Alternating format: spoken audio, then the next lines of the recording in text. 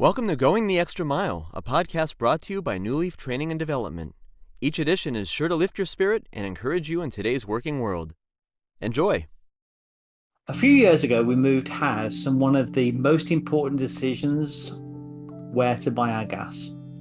Even though I love the city within whose geographic boundaries we still reside, these pesky traffic lights compel us to choose a pump that's closer.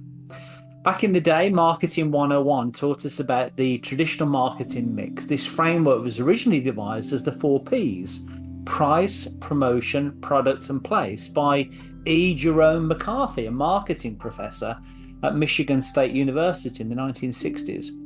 But does this model pass the test of time 60 years later?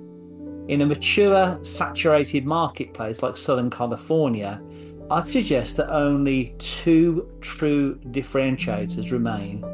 One from that expanded model, people, and one that needs to be added, process.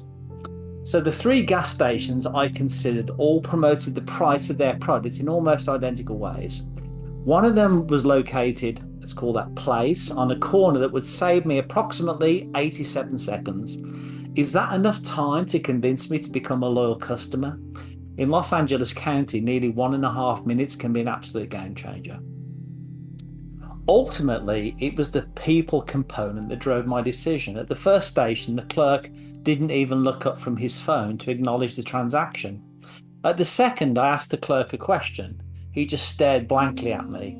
I could almost see the imprint on his forehead reading, "I don't care." At the third gas station, however, the clerk welcomed me, looked me in the eye, and thanked me for my business. As I stepped out the sliding doors, he genuinely seemed to mean these 4 words we so often hear delivered with total insincerity: "Have a nice day."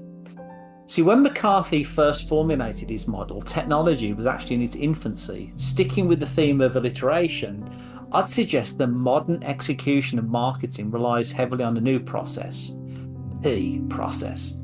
Technology is the ultimate enabler of efficient processes that build customer loyalty, especially through apps. Captain Obvious here, but an app, short for application, is just software designed to perform a specific function directly for who? The end user. Everything in our brand new home seems to be app driven. The thermostat, washer, dryer, oven, and front door lock, all of them. Okay, maybe not the loo yet. Naturally, I was just motivated to look into the customer loyalty apps for the gas stations I was evaluating. Now, the first station was an easy elimination. They didn't have a loyalty program. When I mentioned the word app to the clerk, he looked at me as if I was from Planet Zog. Now, I know I have a funny accent, but I thought holding up a cell phone and slowly pronouncing those 3 universally understood letters, A, P, P for app, would have sufficed. The second gas station had an app, but I trapped myself in a username and password loop that frustratingly locked me out of my account.